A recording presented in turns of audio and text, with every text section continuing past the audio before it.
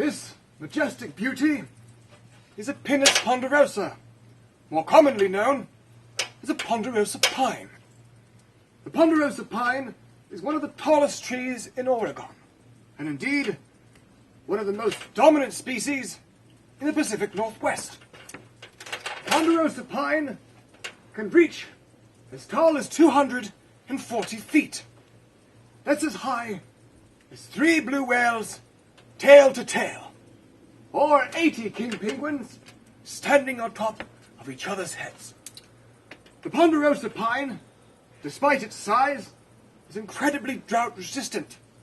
This specimen can survive on years with as little as 18 inches of rainfall. This tree is only perhaps 100 feet tall, but over the next few hundred years, if it is lucky, will continue to rise high into the heavens. The needles on a ponderosa pine are sometimes 6 inches long. They come in bundles of 3. The smaller cones on the pine are the male cones. They release pollen grains into the wind. The pollen grains find the eggs of the female cones, the larger cones, and fertilize them. Eventually, those eggs become seeds, and when the cone matures and opens up, the seeds, attached to little papery wings, go fluttering into the wind and can reach heights of 1,000 feet, sometimes being dropped down miles away. The seeds of the cones sustain many animals, such as rodents and birds like juncos and warblers. The bark of a ponderosa pine is thick and flaky, and each flake, if you can pull it off, looks a bit like a jigsaw puzzle. Native Americans relied heavily on these trees, using the bark and the trunk for building, such as dugout canoes, using the boughs for the tops of their sweat lodges, and boiling the needles to make tea high in vitamin C and vitamin A. Delicious. The Pinus ponderosa has many adaptations to regular exposure to forest fire. The bark is thick, designed to protect the tree from exposure to intense heat.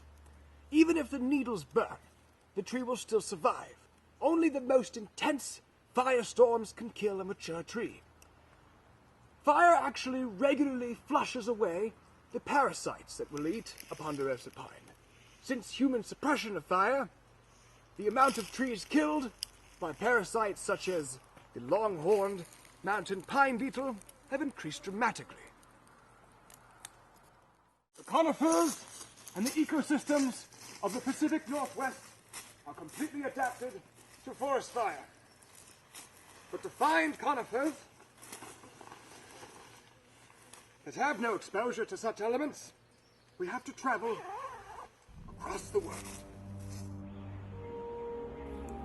To the Emerald Island of the Kiwi, New Zealand.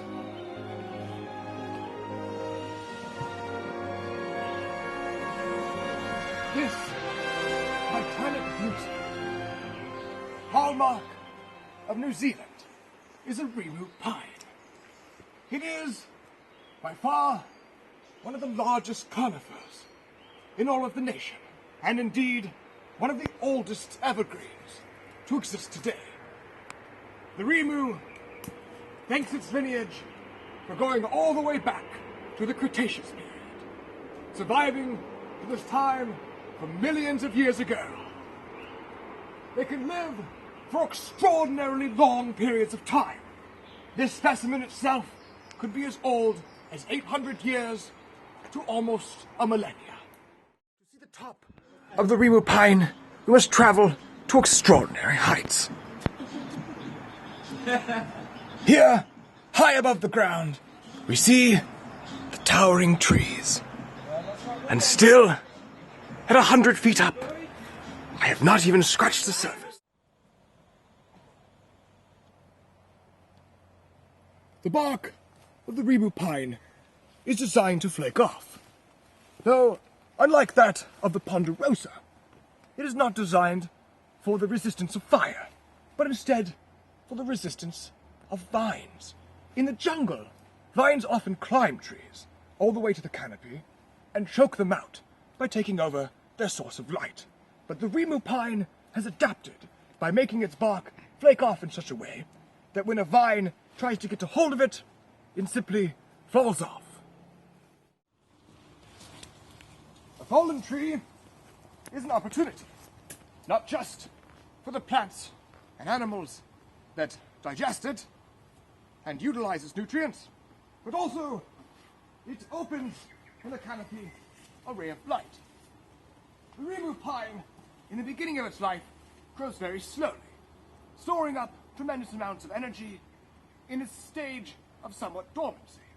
When a tree like this falls down, the Rimu pine uses up that energy to grow very quickly and take over the opening in the canopy, just as this juvenile plant right here is starting to do.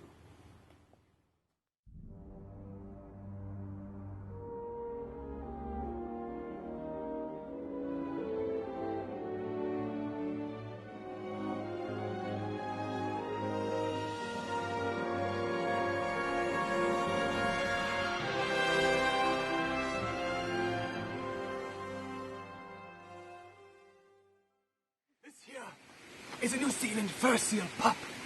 It's traveled up across the stream from the ocean to be safe from predators during the night. I have to be extraordinarily careful because this pup's bite capacity is 1,000 times that of an African hyena. They require this bite to be able to carve through pure New Zealand granite to make their stone burrows. The only aquatic animal to make burrows in pure stone. Also, the only species of aquatic mammal that is venomous, with venom more toxic than a black mamba. You may be wondering what this has to do with Oregon and New Zealand conifers. The answer, naturally, is absolutely nothing. This here is a female Rimu pine. She has just finished dropping her fruit, or is more accurately is called a cone. Rimus, unlike Ponderosa, have separate sexes. There are male trees that release pollen, and female trees that use the pollen to combine with an egg and make the cone. In Ponderosa pines, the female cones are at the top of the tree, and the male cones at the bottom of the same tree, to prevent self-fertilization. The scale of a Rimu pine, rather than turning into a hard, protective structure, like on a Ponderosa, turns into a fleshy, fruit-like structure, which entices birds, like the kakapo, to eat it and process it, which erodes away the hard outer casing of the seed and prepares it for germination. Just like that tui. You see, this fruit is so important to the New Zealand ecosystem that species like the tui and the kakapo have evolved so that their breeding cycles are in synchrony with trees like the Rimu. From New Zealand to Oregon, from the Rimu pine to the Port Orford cedar,